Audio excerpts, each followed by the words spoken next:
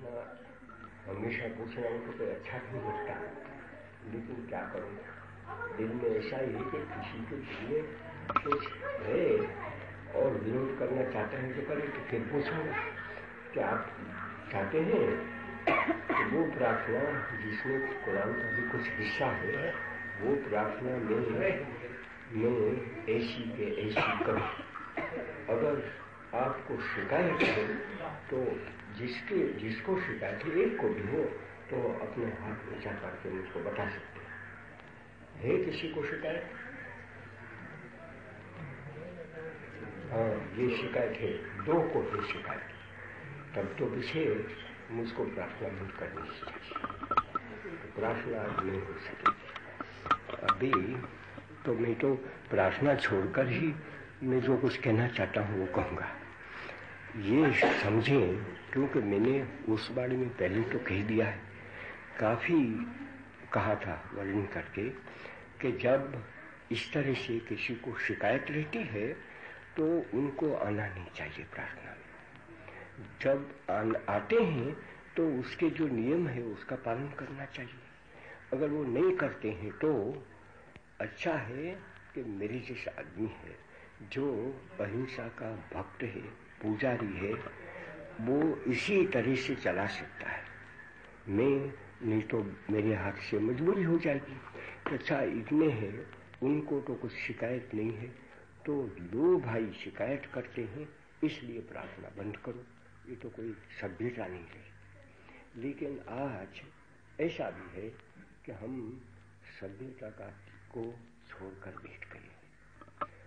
तो मैंने इतना विगत से बयान किया है कि क्यों इस घर में जो एक घनश्याम दास जी का है, आते तो हैं सब, लेकिन उनके दिल में ऐसा ही रहता है ना कि यहाँ जो आएंगे वो जिस तरह से मैं प्रार्थना करता हूँ इस तरह से वो शरीक रहेंगे, और नहीं रहना चाहते हैं तो आएंगे नहीं। ये वो जो ये है पब्लिक तो भी उसमें रह जाता है। लेकिन मैंने तो आगे जाकर कहा है कि जब ऐसी प्रार्थना होती है तो अच्छा ये है कि जिसको नापसंद है वो चले जाएं। अगर सबको नापसंद है तो सब चले जाएं, बड़ा अच्छा दृश्य रहता है। और उसमें से हम सभ्यता का एक बड़ा भारी पाठ सीख लेते हैं। वो पाठ हम सीखने से महरूम रह जाते हैं, नहीं सीखते हैं। जब 2 आदमी, बस मैं नहीं चाहता कि कुरान शरीफ का कोई भी हिस्सा पढ़ा जाए तो मत पढ़ो, तो दूसरे जो बेचारे उसको सुनना चाहते हैं वो क्यों न सुने। और प्रार्थना में दूसरा हिस्सा है, वो भी वो सुनना चाहें तो क्यों न सुने। लेकिन हुआ, आज तो मैं वो प्रार्थना आपके पास करवा नहीं सकता हूँ, लाचार हूँ। लेकिन जो भाइयों ने 2 ने अपने हाथ ऊंचे किए, उनको मैं कहूँगा कि ऐसा करना नहीं चाहिए था।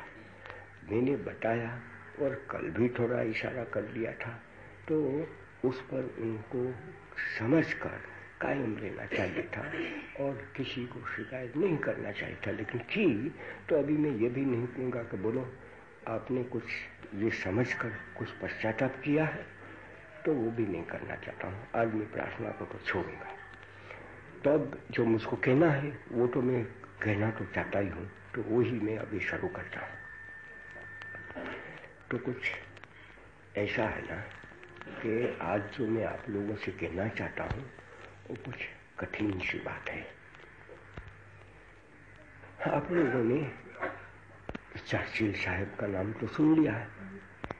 वो तो इंग्लैंड का एक बहुत ही बड़ा बुलंद शख्स है। यूं तो बहुत ही उस्ताद है, बूढ़े तो वो भी हो गए हैं, लेकिन वो जो 80 बरस हो, 85 बरस हो, वो कोई थोड़ा इंग्लैंड में बुढ़ापा माना जाता है। वो तो बड़ा अच्छा है। 100 बरस तक तो उनको जाना चाहिए, तब तक तो उनके दिल में ऐसा रहता ही नहीं है। इंग्लैंड के प्रधान वो तो ग्लैडस्टोन साहब थे, वो तो मेरा ख्याल है कि 85 वर्ष की उम्र उनकी थी तब रहे। हम यहाँ मानते हैं कि मैं 79 बरस पूरा करता हूँ, अगर पूरा करता हूँ तो मुझको याद तो नहीं है, तो मुझको बूढ़ा हो गया। और मुझको भी ऐसा लगता है, डर लगता है कि अच्छा सब कहें कि बूढ़ा है, तो कुछ मुझको भी ऐसा लगता है कि तू बूढ़ा हो गया हो तो। लेकिन वहाँ अगर कहो कि आप तो बूढ़े हो गए हैं तो वो अपमान मानेगा। तो क्या वो ग्लेशियर बूढ़ा था और तो भी हमारा वो इंग्लैंड का सुकान वो उसके हाथ में था, वो नहीं पसंद करेंगे। ऐसा वहाँ है। और यहाँ तो आदमी 60 बरस का हो गया तो कैसे कहते हैं कि 60 और नाठी, लेकिन 60 वर्ष का तो नौजवान है। आज यहाँ ऐसा नहीं है। लेकिन तो वो जो चर्चिल साहब है वो तो बुजुर्ग है, वो तो पीछे उनका जो बाप वो भी एक बड़ा आदमी हो गया।